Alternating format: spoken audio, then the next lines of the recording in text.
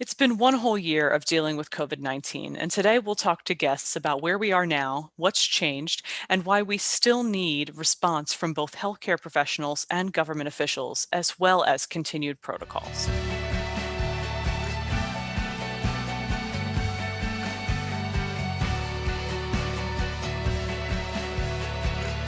Welcome to Aging Insights. I'm your host, Melissa Chalker. Today I'm joined by Lori Facciarosa Brewer, New Jersey's long-term care ombudsman, and she's going to talk to us about how her office has responded to the COVID-19 pandemic and what the outlook is now compared to when the pandemic first started in March of 2020. We're also going to provide you with some information about access to and availability of the COVID-19 vaccine and speak with Charles Clarkson from the Senior Medicare Patrol about potential scams and fraud related to the vaccine. Great. So to review sort of where we are 1 year later with COVID-19, we're joined today by Lori Facciarosa Brewer, New Jersey's long-term care ombudsman, and in particular to talk about the impact that this pandemic has had on the older adult population and on the work that you do there at the ombudsman's office. So Lori, before we jump into that, can you tell our audience a little bit about the ombudsman's office and your role? Sure. And thanks for the invitation to speak to you today, Melissa. The Office of the Long-Term Care Ombudsman is an advocacy organization, and we are located in but not of the Department of Treasury. So we are a state agency, and we advocate for residents of long-term care by investigating allegations of abuse, neglect, and exploitation. And in addition, we do a lot of systems advocacy and legislative advocacy with partners like yourself.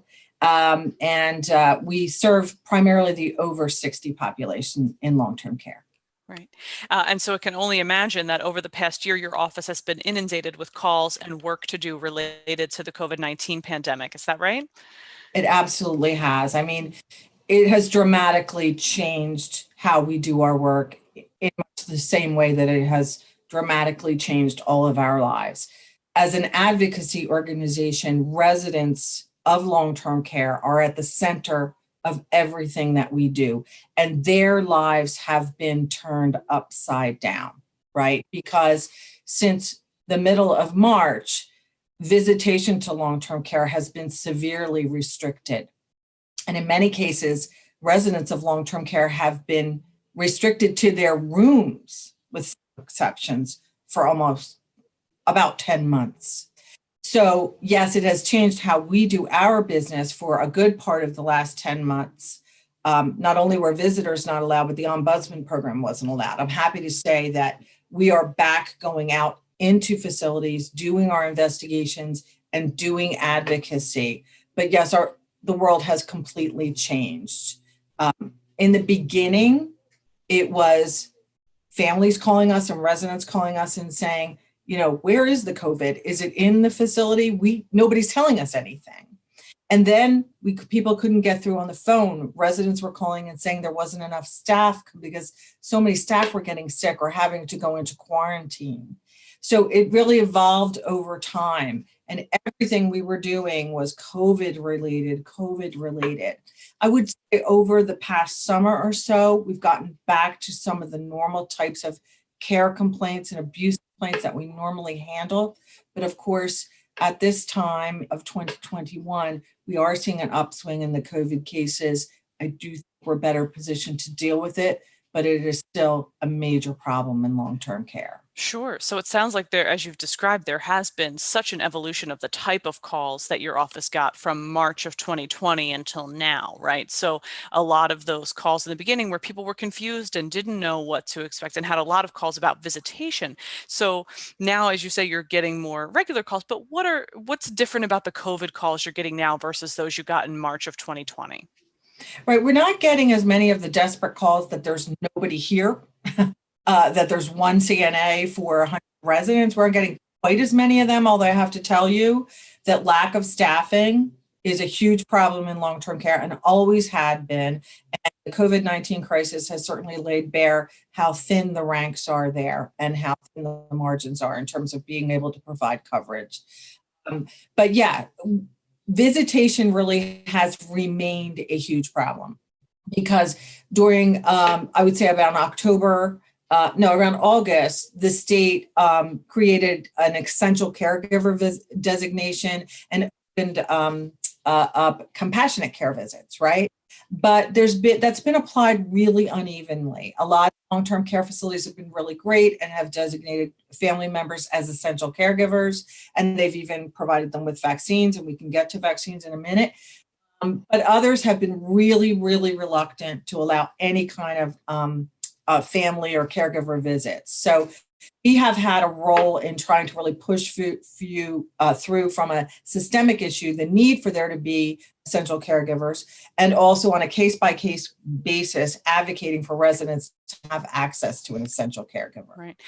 As you mentioned in the description of your role as ombudsman, that your office not only advocates personally for people who call with complaints or concerns, but also does advocacy on a systemic level. So is there anything you'd like to share with us about legislation that's happened in this time period to address COVID and other issues within long-term care that you'd like to mention or you'd like to highlight at this time? Well, I have to say, I'm really proud to work in a state like New Jersey, whose governor and legislature and and various departments at the state county level have really leaned into reforming the long-term care system. I think that the COVID-19 crisis really illuminated a system that was failing in many ways already. And this is a long-term care system that is primarily publicly funded through Medicaid and through Medicare. It is clear that the infectious disease control practices were inadequate to the task of keeping COVID-19 out of long-term care facilities. It is certainly the case, and I will acknowledge this, that nobody anticipated what would happen with COVID-19 in terms of what the training needs would be in terms for staff, the amount of PPE that was needed, the testing that was needed. A lot of that was kind of missing at the beginning. But New Jersey has really leaned into figuring out what went wrong and fixing it. So the governor brought on board a national consultant who made recommendations about the types of reforms that are needed in the short term to deal with the COVID-19 crisis, and in the long term to shore up our long-term care system. And so there's a number of legislative victories that have been notched. Certainly, we have a direct care staffing ratio bill that has been introduced every year since I was in high school. No, that's a lie. Maybe every year for like the last 6 years, and finally got passed. And got signed by the governor. But other pieces of legislation that require long-term care facilities to have a program to address social isolation of residents. Additional funding for long-term care. There are pieces of legislation at various places in the process that require long-term care facilities to be enrolled in what's called like a special focus program if they have too many deficiencies, where the state of them will find them more and they will monitor them more closely if they have too many problems. I think that's important. It's welcome. Another thing that New Jersey is doing is they're looking to put in place basically a medical loss ratio in long-term care, direct care ratio, they're calling it, to make sure that the vast majority of the public funding that is going into long-term care is going to direct care workers and not into the profits of private providers. And so I think these are all things that the rest of the country is looking at New Jersey and saying, okay, you took this crisis and you're trying to develop some good policies as a result of it. So I'm really pleased about that. And certainly, the long-term care ombudsman program and our other partners have really pushed for that. Yeah. Well, I just want to say thank you to you in your office for all of the work that you do on behalf of all older adults across New Jersey, but specifically those who are benefiting from the reforms in the long-term care community as well, and for joining us today to share all this great information. Before I let you go, I did want to ask you if there was anything you'd like to share or any information you'd like to pass along in regard to the vaccine, since you did mention it just a few minutes ago. Well, I would say that obviously I urge everyone to get the vaccine. That is the strong message. I think the residents who have been in lockdown for months are agreeing in great numbers to have the vaccine. There are fewer staff than residents as a percentage who are agreeing to have the vaccine. I hope that that changes. I hope that more members of the staff in long-term care decide to get the vaccine, because that is really the only way that we're going to get back to normal. But I think just the larger issue, and I think I pointed to it earlier, is that we do have the ability to make change in long-term care. We have the ability to make these systems work better for the residents of long-term care.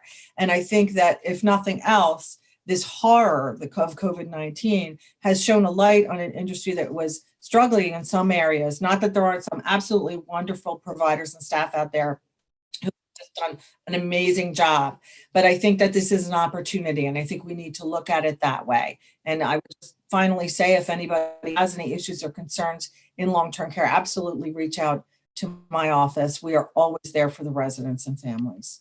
Absolutely. And we'll make sure to provide that contact information on the screen for folks so that they can know how to reach you and get any information that they need or advocacy that your office so greatly does. So thank you again, Lori, for taking the time to join us today. You've really been a wealth of knowledge for our audience. Thanks so much, Melissa, and congratulations on the new name. Thank you. Really appreciate your support with that as well. And new website. Yeah, that's great. Thank you so much. Thanks. As you know, the COVID-19 vaccine is now available. It was rolled out slowly, first to healthcare providers and first responders, and then to people most at risk. And now, as we see it continue to expand availability to other populations, it's important that you know where to get information. As we've already said, the best place for information is to visit the state's COVID-19 dedicated website, which is COVID-19, it's COVID-19, COVID-19.nj.gov. And there you can find out if you're eligible, you can register for the vaccine. There are several points where vaccines will be available at the mega sites that have been developed by the state, at hospitals, at pharmacies, at your doctor's office, at federally qualified health centers, urgent care centers, places like that where the vaccine will be available. If you don't have access to the internet or you're uncomfortable making an appointment online, you can call the Department of Health's hotline for assistance with getting an appointment, and that number is 1-855-568-0545. Again, 855-568-0545, where you can get information and assistance about getting an appointment to receive a vaccine. If you have questions or concerns about vaccines and how they work and the safety of them for yourself, please be sure to reach out to your own medical provider to ask those questions before making any actions. So as we've been saying, it is nearly 1 year later now that we've been dealing with the COVID-19 pandemic, and the vaccine is available, and we've provided you with information about that. But what happens when we have news like that is that potential scams pop up. And so here to talk to us a little bit more about that is Charles Clarkson from the Senior Medicare Patrol. Charles, thank you for taking the time to join us today. If you wouldn't mind reminding our audience, I know most of our viewers, if they've been around for a while, have seen you on previous episodes of the show, but if you just remind folks what the Senior Medicare Patrol is and what you do. Okay, well, the Senior Medicare Patrol is a federally funded program. It's in every state plus a number of territories. There are 54 in total. And the mission is really quite simple, is to educate seniors about Medicare fraud, waste, and abuse so they don't become victims. And we do this by outreach, and at live events, which unfortunately we haven't been able to do since March, but eventually we'll get back here. We go to expos and fairs, and we do Zoom calls now, but basically our job is to educate, but we also help people and assist them with investigating Medicare frauds, and we will help them. We have volunteers, and we've done a pretty successful job in helping people with their issues with Medicare billing especially. Yeah. So with that focus on education, that's why we wanted to have you here today, because we do know with everything that pops up, we've talked to you before about scams that had to do with new Medicare cards coming out or with open enrollment or various things. Even at the beginning of the COVID pandemic, you joined us to talk about how there were testing fraud scams and things that were popping up. So now we have the vaccine. What are you seeing? What are you hearing? What should people know about protecting themselves from scams related to the vaccine? It's almost like a perfect storm. I was on a Zoom call yesterday, and the only thing these people can talk about is how they get registered, when they get registered, how they get the vaccine. So there's a lot of built up demand for this. So that's a perfect thing for fraudsters, because now what we're seeing and what we want people to understand is that, number one, don't listen to any emails, text, telephone calls offering you COVID-19 vaccines. No one is going to call you that's legitimate, that will offer these vaccines to you. The only thing you need to do is to sign up at a legitimate site. Now, I know there are some county health departments, and there's also the state of New Jersey, and I just wanted to give that website. So it's covidvaccine.nj.gov. And that is the official website for the state of New Jersey to register to get the vaccine. And really, because fake emails, they look legitimate. We've heard a story where someone, they asked for their Medicare cards, their checking account, their credit cards. These are scams, and so don't let your desire to get the vaccine so desperately let you fall into these traps. And that is really an issue. Mhm. Yeah, I think those are great points. And we've talked before about the things people should look for to make sure that an email or a phone call is coming from a legitimate party. And I think you've given great advice before, both here and in on our blog, which is to say, if you're not sure, hang up, right? Or don't respond to that email and call or visit directly the legitimate website for that service or provision. So that is also true with the vaccine.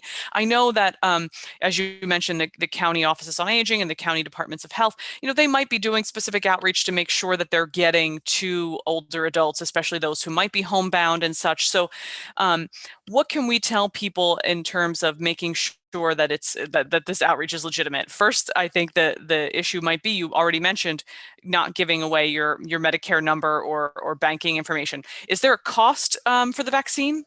No, there is not a cost. There can be an administrative fee by the provider, but no one should have to pay for the vaccine. And if you are charged, and I just heard a complaint about a site that was charging like $95, we want you to report that to us, because then we could advise the Department of Health in the county and also the state, and of course, alert Medicare and the Office of the Inspector General that people are charging. Remember, the government has bought the vaccine so it could disseminate it to everybody free of charge. So really, that's one thing. And there are a couple of other things that are really urgent. First of all, you can't pay to put your name on a list.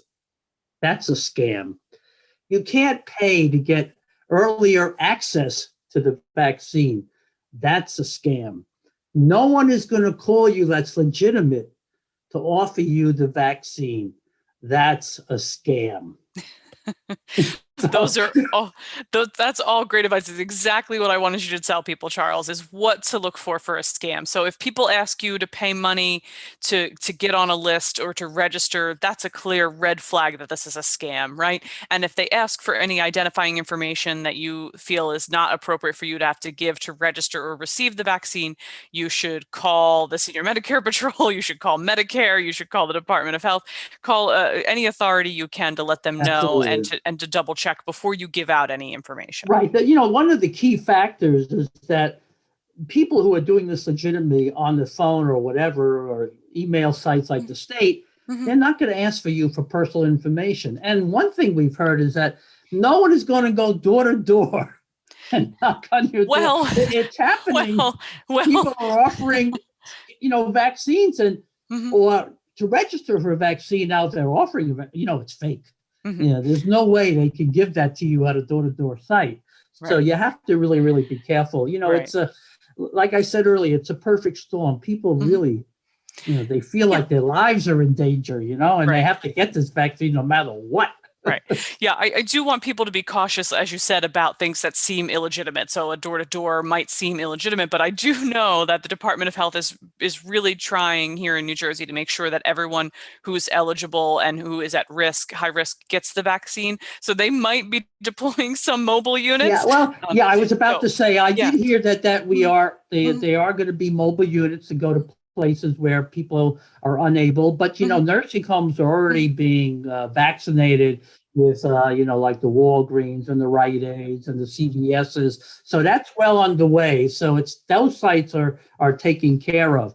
Other places it can be difficult, but and it'll get the problem is we also have a great demand, but not enough sites with the vaccine to be able to hand it out to everybody who can just show up. So you have to register. Don't just show up. And by the way, I heard of another interesting scam that fake vaccine sites popping up. Remember I talked to you about genetic testing sites popping up?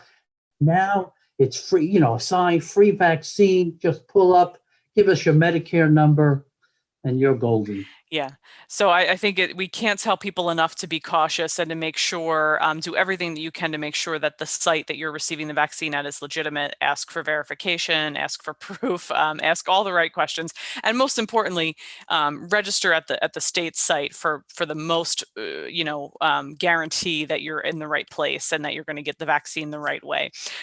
Charles, thank you for sharing all of this great information with everyone. If people are interested in educational programs by the Senior Medicare Patrol, how can they get in touch with you? Well, you could call us, which is the easiest way, at 732-777-1940. If you want more information about us, go to our website, which is www.seniormedicarepatrolnj.org, all small letters, except to the last two parts, no period. Senior Medicare Patrol NJ.org. .org. Wonderful. I've been on the website. There's a lot of great information. Charles has written a lot of great pieces that are there to educate you. But if you'd like more education or more information, please do visit the website or give Charles a call. Much like he's doing right now on Zoom with us, he could do this for your group if you'd like education or information about And the I program. have some good jokes. Yeah, yeah, great jokes. So make sure, get him for the education, but stick around for the jokes. Thanks again, Charles. This has been super helpful for our audience, and I want them to be sure that if they are interested in getting the vaccine and are eligible for it, that they receive it without being scammed. So thank you. Thank you for having me. I really appreciate it. Thank you for watching this episode of Aging Insights. For more information and to view previous episodes, please visit our new website, www.njaaw.org, and click on the Aging Insights page. We hope that you enjoyed this episode and that you feel more up to date on COVID-19 1 year later and accessing the vaccine. Remember, for the most updated information, please visit the state's website, which is COVID-19, that's covid19.nj.gov, and there you'll find the most recent information from the state government about COVID-19 and the vaccine. We'd like to remind you that if you want to find out about information and services in your area, contact your county offices on aging. Their numbers can also be found on our website, or you can call the state hotline, which is 1-877-222-3737. Be sure to wear your mask, wash your hands, stay a safe 6-foot physical distance from others, but remain socially connected. Thanks again for watching this episode, and be sure to tune in next time.